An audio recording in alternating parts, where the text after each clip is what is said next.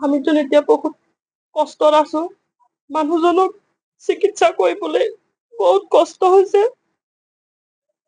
ঘৰ পৰিয়াল চলোৱা মানুহজনে বিছানাত যেতিয়া এনেকে থাকিব বহুত কষ্ট হয়। মানুহজনক চিকিৎসা কৰিবলৈ যিখিনি সাঁচতীয়া ধন আছিল সকলো শেষ হৈ গল।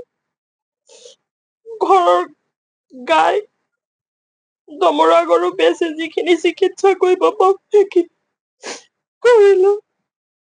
অসমবাসী ৰাইজক এটাই অনুৰোধ কৰিছো যে মোৰ মানুহজনক সুস্থ কৰাত সহায় কৰি দিয়ে যে চৰকাৰকো একে অনুৰোধ কৰিছো মোৰ মানুহজনক সুস্থ সবল আগৰ দৰে যেন তেনেকে গাড়ী চলাই ঘৰখন চলাব পৰা সুবিধা কৰি দিয়ে যেন। বিধায়ককো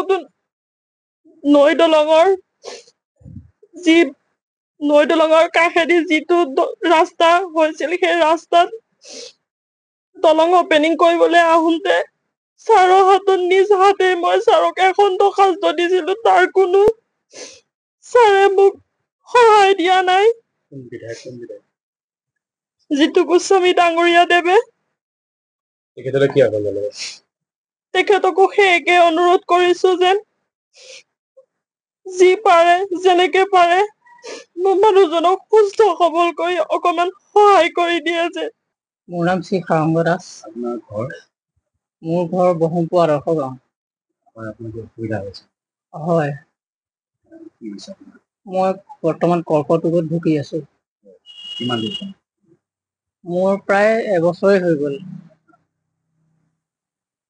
এবছৰ হৈ গ'ল আপোনাৰ এতিয়া চিকিৎসা কৰাই আছো বৰ্তমানলৈকে।